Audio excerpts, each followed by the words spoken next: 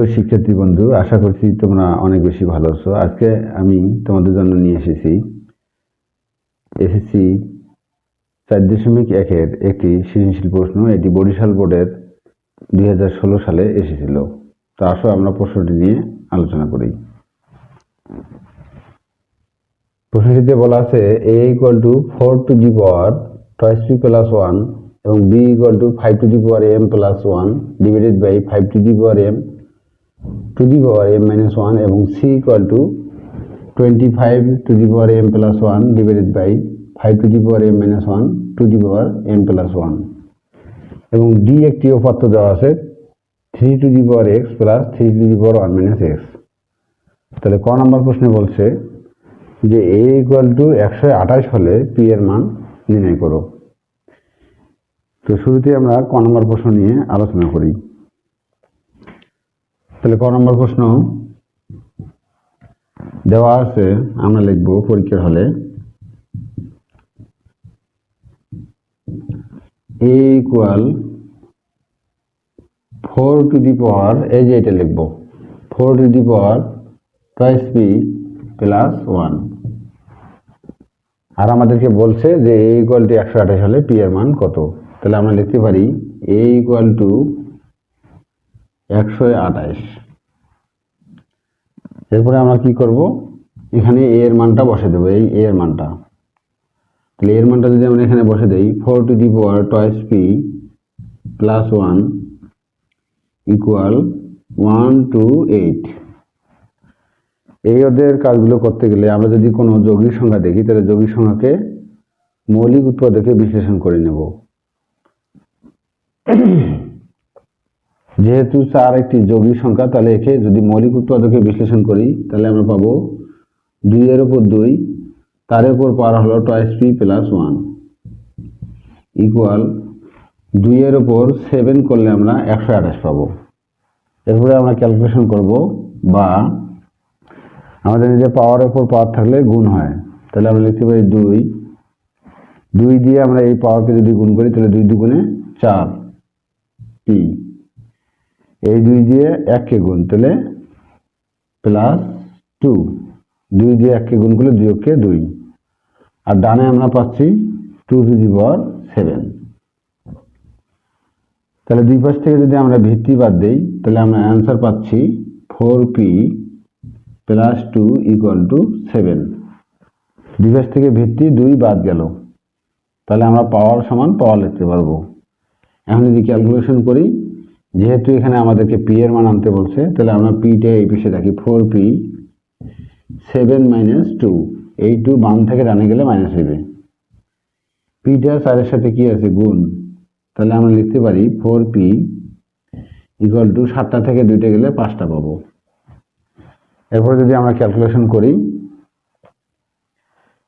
p এর সাথে 4 যেহেতু গুণ আছে ওই পাশে যা ভাগ হবে, তাহলে আমরা লিখতে পারি p = 5/4। তাহলে এটাই হলো p এর মান। এরপরে আমরা খ নম্বর প্রশ্ন নিয়ে আলোচনা করব। তো খ নম্বর প্রশ্নে বলছে যে প্রমাণ করো যে b divided by c = 1/25, অর্থাৎ বাম সমান ডান প্রমাণ করতে বলছে। তাহলে আমরা খ নম্বর প্রশ্নে কাজ করার জন্য প্রথমে আমরা লিখব, দেওয়া আছে যে উপাত্তগুলো সেগুলো লিখে নেব। তাহলে ক নম্বর প্রশ্নে আমাদের b দরকার আর c দরকার, তাহলে b হলো এটা এবং c এটা। তাহলে খ নম্বর প্রশ্নের সমাধান করতে গেলে আমাদেরকে b এবং c এর উপাত্তগুলো লিখে নিতে হবে। তাহলে আমরা লিখব খ এর সমাধান। আমরা লিখব যে দেওয়া আছে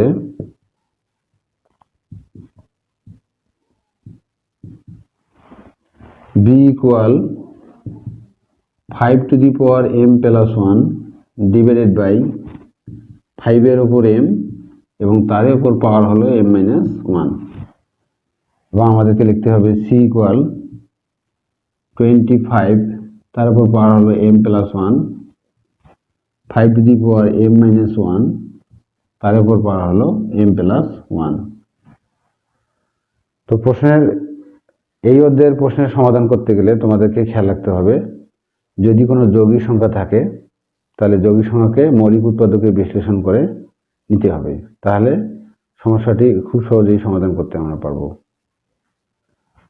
তাহলে খ নম্বর প্রশ্নের বলছে যে প্রমাণ করো যে বি ভাগ সি ইকুয়াল 1/25। তাহলে লেফট হ্যান্ড সাইডে আমাদেরকে বলা আছে left hand side equal to B divided by C. এখন আমরা এই বি এবং সি এর মানগুলো এখানে বসে দেই। তাহলে বি এর মান দেওয়া আছে 5m+1 ডিভাইডেড বাই 5m এবং তার উপর পাওয়ার হলো m-1। এরপরে আমরা এই ভাগ চিহ্নটা দেব। এরপরে সি এর মানটা আমরা বসে দেব। তাহলে সি এর মানটা যদি আমরা বসে দেই, সি এর মান হলো 25, তার উপর পাওয়ার হলো m+1 এবং হরে হলো m⁻m-1, তার উপর পাওয়ার হলো m+1। এরপরে আমরা লিখতে পারি সমান, তাহলে এখানে লবে কোনো কিছুই আমাদেরকে করতে হবে না, তাহলে লবে যা আছে তা লিখে দেই। লবে আছে 5m+1 আর হরে আমরা দেখতে পাচ্ছি 5m এবং তার উপর পাওয়ার হলো m-1। তাহলে আমরা জানি যে পাওয়ারের উপর পাওয়ার থাকলে গুণ হয়, অর্থাৎ এই যে যদি এই সূত্রটি, অর্থাৎ সূত্রটা যদি এরকম হয় a⁴m তার উপর n সমান আমরা লিখতে পারি a⁴mn, অর্থাৎ পাওয়ারের উপর পাওয়ার থাকলে গুণ হয়ে যাবে। তাহলে এই যে 5m এবং তার উপর পাওয়ার হলো m-1, তাহলে m দিয়ে m কে একবার গুণ, m দিয়ে 1 কে আরেকবার গুণ করব। তাহলে আমরা পাবো 5, m দিয়ে m কে গুণ করলে আমরা পাবো m² এবং এই m দিয়ে 1 কে গুণ করলে প্লাস মাইনাসের মাইনাস, m দিয়ে 1 কে গুণ করলে আমরা পাবো m। এরপরে আমরা এই ভাগ চিহ্ন দেব।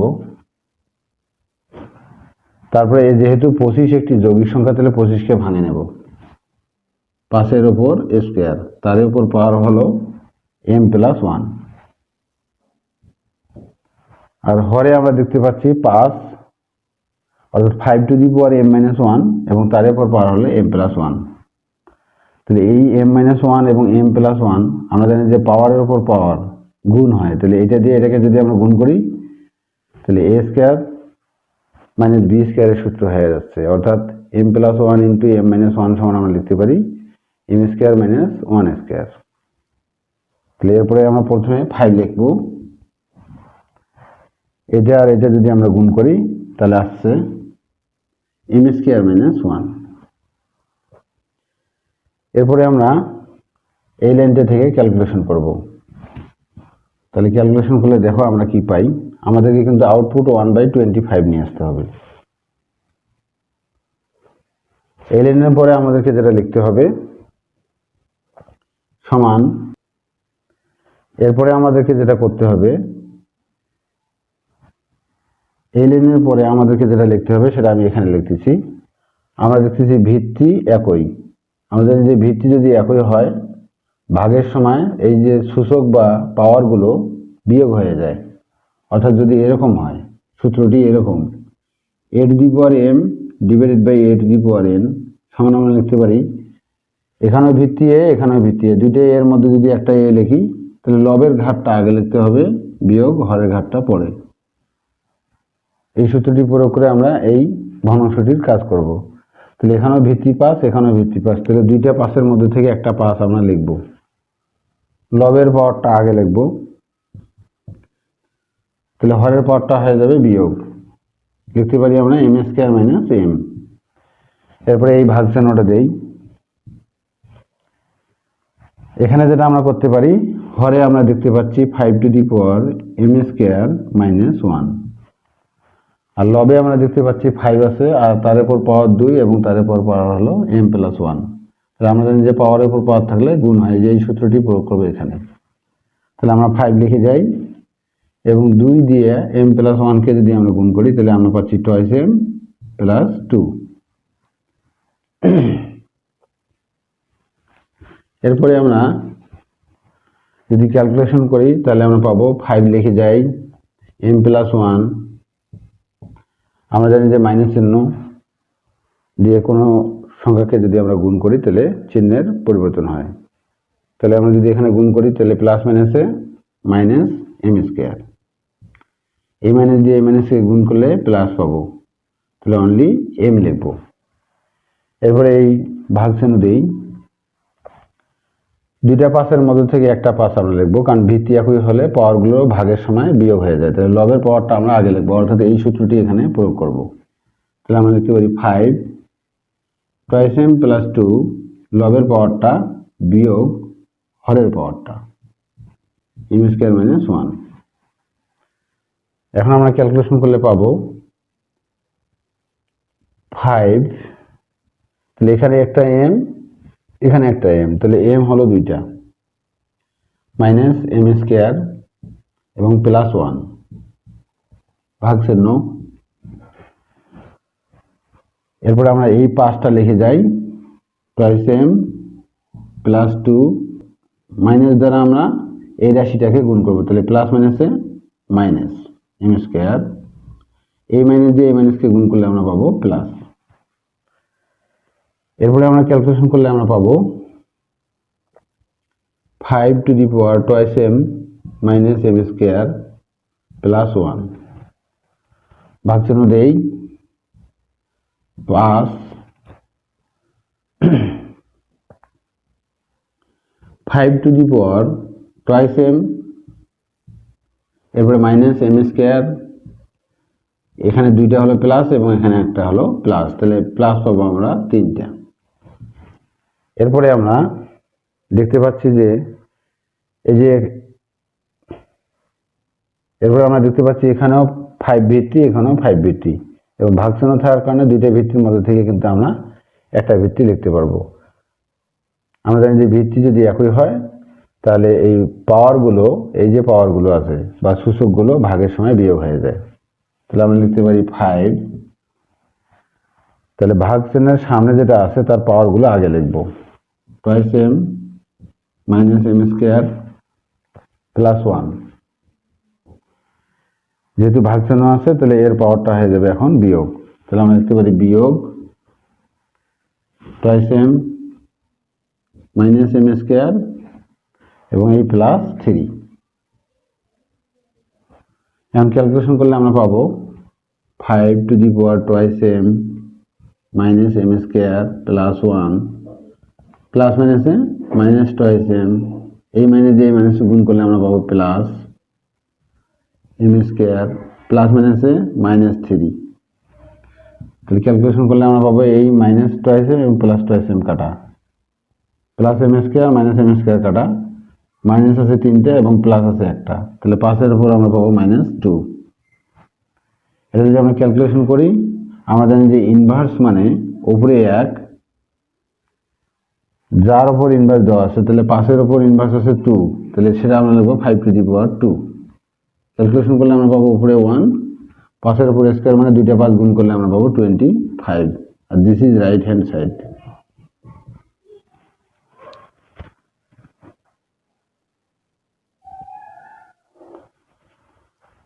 তাহলে আমরা এখন লিখতে পারি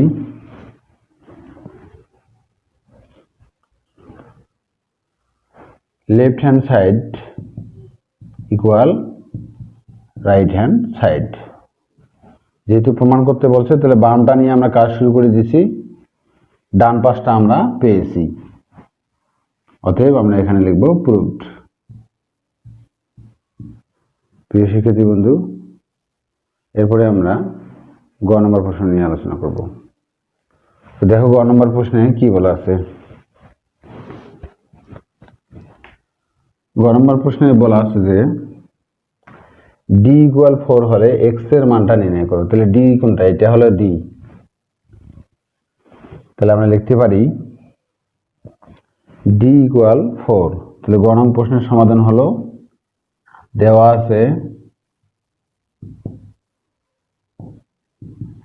D equal to 3 to the power x plus 3 to the power 1 minus x.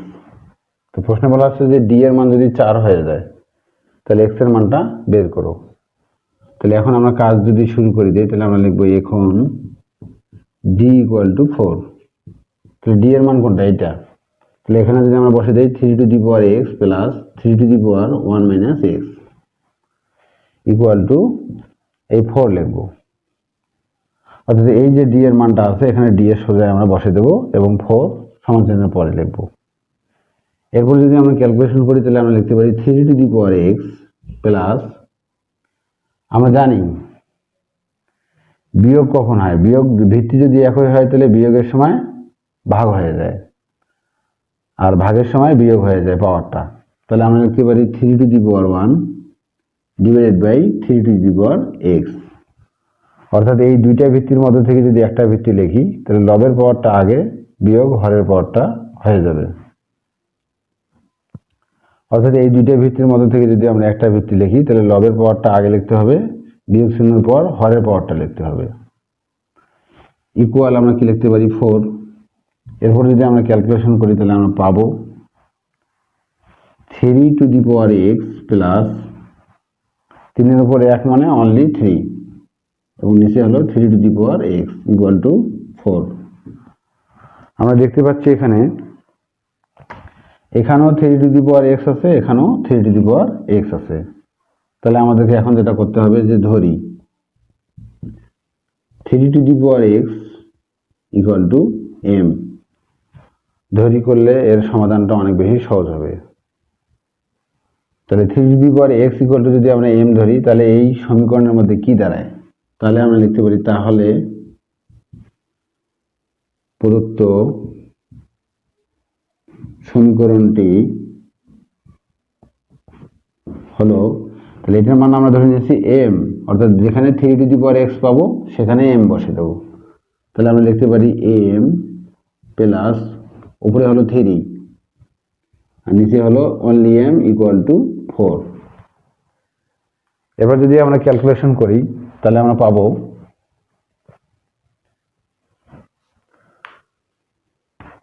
এটা যদি আমরা ক্যালকুলেশন করি তাহলে আমরা পাবো দেওয়া আছে M 3 by M equal to 4। এটা কিন্তু আমরা পেয়েছি, এই লাইনটা আমি এখানে লিখছি, তোমাদেরকে দুইবার লিখতে হবে না। তো এরপরে যেটা করতে হবে তোমাদেরকে লসাগু করতে হবে। এখানে মনে মনে 1 আছে, 1 আর এম এর লসাগু হলো এম। 1 দিয়ে যদি আমরা এম কে ভাগ করি তাহলে আমরা পাবো এম। এম দিয়ে এম কে যদি আমরা গুণ করি অর্থাৎ এই লবকে, তাহলে আমরা পাবো এম স্কোয়ার, এরপরে প্লাস চিহ্ন দেবো। প্রথম ভগ্নাংশের কাজ শেষ হলো। এরপরে এই এম দিয়ে এম কে ভাগ, তাহলে 1 পাবো। 1 দিয়ে অপর সঙ্গে গুণ, তাহলে 3 ইকুয়াল টু 4। এরপরে যদি আমরা আর গুণন করি তাহলে এই 4 এর নিচে মনে মনে 1 আছে, 1 দিয়ে এটাকে গুণ করলে আমরা পাবো M square plus 3 equal to এই এম দিয়ে এই 4 কে গুণ, তাহলে 4m। এখন যদি আমরা ক্যালকুলেশন করি তাহলে পাবো আমরা বা এম স্কোয়ার প্লাস 3 এবং ওই পাশে যে আমরা সমান চিহ্নের ডানে যে 4m লিখতেছি এটা বামে নিয়ে আসি। আমরা জানি যে সমীকরণের এক পাশ থেকে আরেক পাশে সংখ্যা ট্রান্সফার ঘটলেই চিহ্নের পরিবর্তন ঘটে। প্লাস থাকলে মাইনাস হয়, মাইনাস থাকলে প্লাস হয়, আবার ভাগ থাকলে গুণ হয়, গুণ থাকলে ভাগ হয়। তাহলে আমরা এখন কি করতে পারি দেখো শিক্ষার্থী বন্ধুরা, এই পাশে যে 4m আছে তা বামে যদি আমরা নিয়ে আসি তাহলে মাইনাস 4m হবে, কারণ এখানে 4mটা ছিল প্লাস। তাহলে এখন এটাকে যদি আমরা সাজুগুজু করে নেই তাহলে M square minus 4m plus 3। এরপর আমরা কি করব, মিডল টার্ম করবো, এটাকে প্রথমটা শেষেরটা গুণ দিয়ে মাঝেরটা মেলাবো। তাহলে 3m স্কোয়ার, এটাকে আমরা যদি বানাই তাহলে 3m মাইনাস m হবে। তাহলে m square minus 3m minus m plus 3 equal 0। তাহলে এই দুটি পদ থেকে আমরা একটা কমন নেব। কি কমন নেব, m মাইনাস 3 মাইনাস 1 কমন নেই, যদি কোনো কমন না যায় তাহলে 1 সকল সংখ্যার গুণনীয়ক হিসেবে আছে। 1 কমন নিলে আমরা পাচ্ছি m, আর সামনে মাইনাস নেওয়ার কারণে এই প্লাসটা কনভার্ট হয়ে মাইনাস হয়ে যাবে ইকুয়াল 3। এরপর আমরা লিখতে পারি এই দুটি পদ আছে, এই দুটি পদ থেকে এটা আর এটা মিল আছে, তাহলে আমরা লিখতে পারি m minus 3 into m minus 1 equal 0। তোমরা খেয়াল করো, এর আগে কিন্তু আমরা একটা ধরে নিয়েছিলাম যে 3 ইকুয়াল টু আমরা m ধরে নিয়েছিলাম, কারণ আমাদেরকে কিন্তু x এর মান নিয়ে আসতে হবে, m দিয়ে আমাদের কাজ নেই, এটা আমরা ধরে নিয়েছিলাম। এরপরে দেখো আমাদেরকে যেটা লিখতে হবে, আমরা জানি যে একাধিক রাশির গুণফল সমান 0 হলে প্রত্যেকটি সমান 0।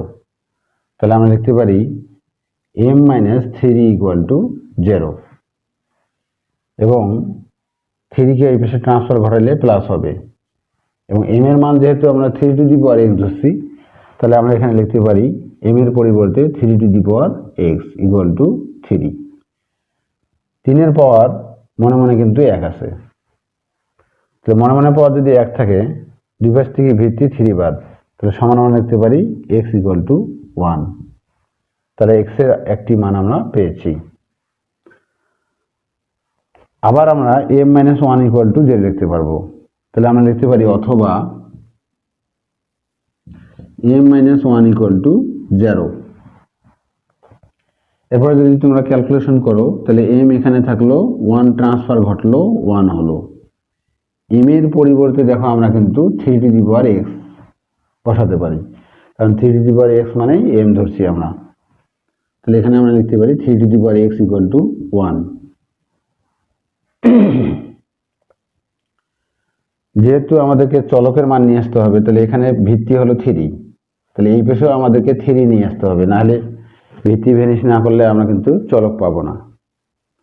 সো আমরা এখানে যেটা করতে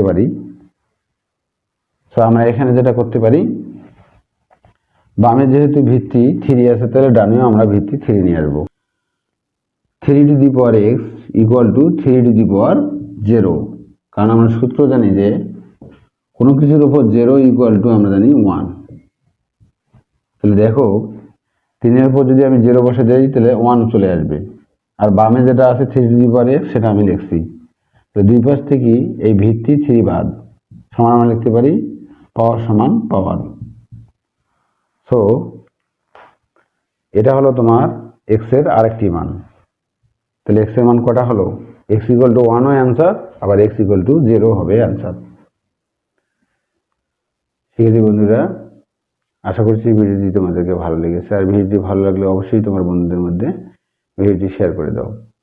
আর তোমাদের একটি শেয়ারেই শিক্ষার এই আলো পৌঁছে দিতে পারে পৃথিবীর এই প্রান্ত থেকে ওই প্রান্তে।